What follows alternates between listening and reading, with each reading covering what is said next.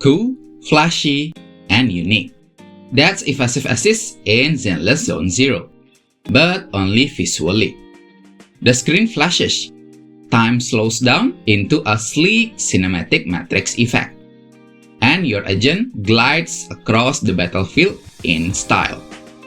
But let's be honest, it's often old style and very little substance. Throughout Season 2 of Zenless Zone Zero, this mechanic has practically vanished from the spotlight. In fact, we have not seen a single new premium agent with an Evasive Assist kit since Astra Yao all the way back in version 1.4. This raises a serious question. Is Evasive Assist truly a dead weight mechanic? A failed gimmick that the developers no longer know how to support? Or is there still a glimmer of hope hidden within the future content before it gets permanently labeled as a forgotten feature? Let's dig deeper into everything you need to know about Evasive Assist and why it now is one of Zenless Zone Zero's most neglected combat mechanics.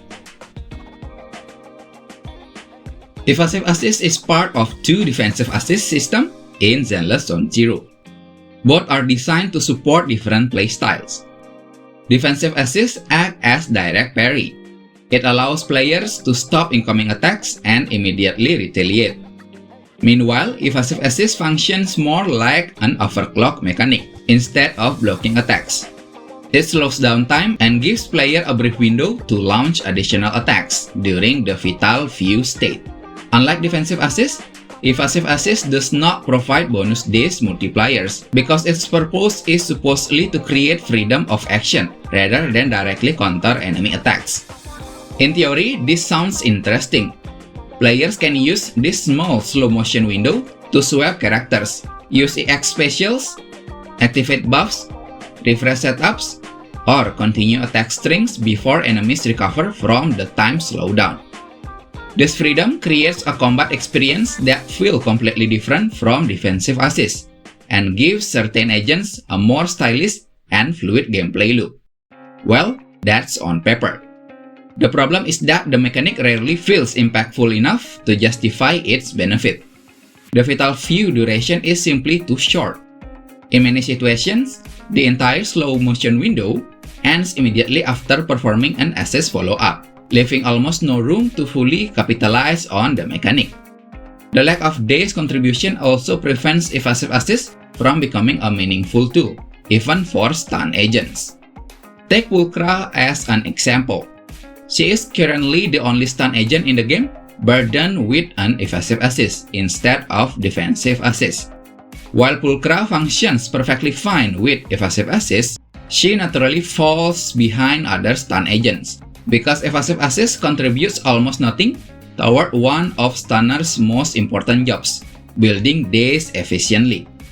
Sure, entering Vital Few gives you a few free seconds to attack a slowed target.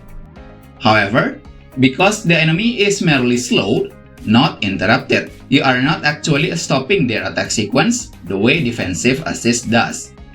As a result, Evasive Assist often feels like a weaker version of a mechanic that already exists.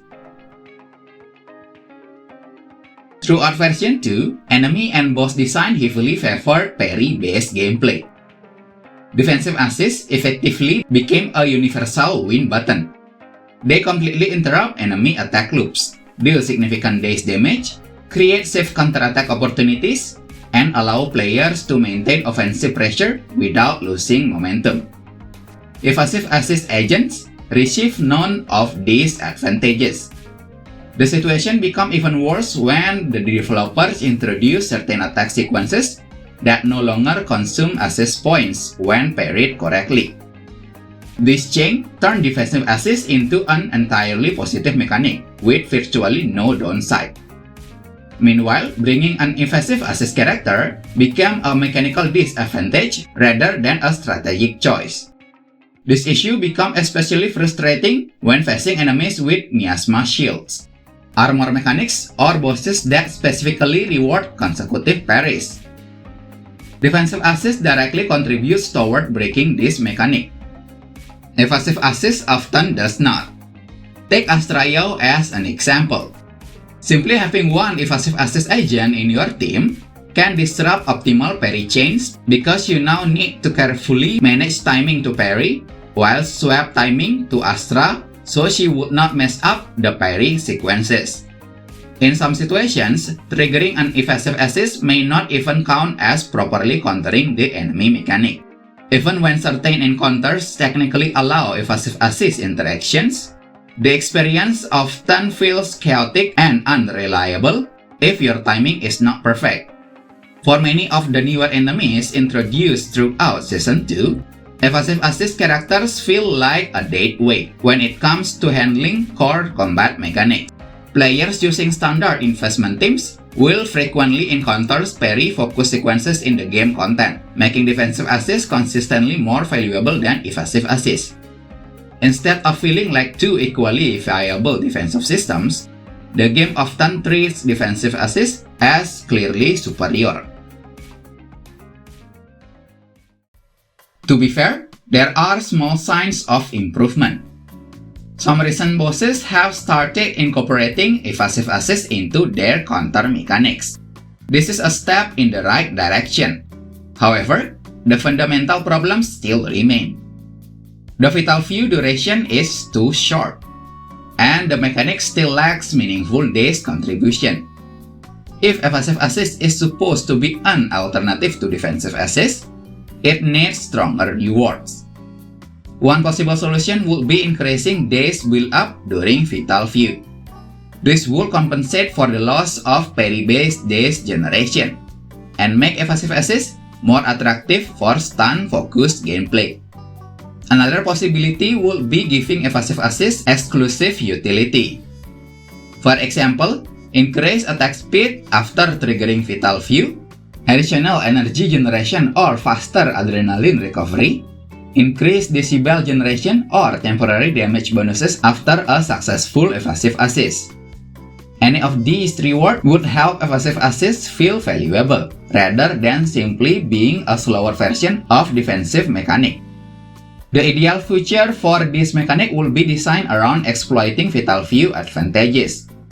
Season 3 presents a perfect opportunity to introduce enemies, stages, or combat system that reward players for mastering Evasive Assist timing, rather than simply rewarding consecutive parries. Because right now, Evasive Assists feel like a mechanic that lacks of a meaningful purpose. Evasive Assist is currently standing at the edge of a cliff. While it remains visually impressive and mechanically unique, its practical value in actual combat is far below Defensive Assist. The game's current combat design heavily rewards parries, daze generation, and interruption mechanics, all areas where Defensive Assist dominates. Meanwhile, Evasive Assist offers limited utility, short durations, and weaker interaction with many modern enemy mechanics. For now, I would say Evasive Assist is a failed combat mechanic within Zenless Zone Zero, which could not keep up with the fast-paced and increasingly demanding endgame environment. That doesn't mean it cannot be safe. The foundation is there. The visual identity is great. The unique gameplay concept exists. What it lacks is meaningful reward. A proper redemption arc for Evasive Assist is still possible, and honestly, it's something the game desperately needs if it wants all defensive systems to remain relevant. Until then, Evasive Assist remains one of the most underdeveloped mechanics in Zenless Zone Zero. What do you think? Have you ever felt frustrated when using Evasive Assist characters? Or do you think the mechanic needs buffs? Or is it perfectly fine as it is? Let me know your thoughts in the comments. If you enjoy this content, tap the like button and subscribe to Jogalogs for more insights on Zenless Zone Zero. Happy gaming and see you in the next video. Joga logging out.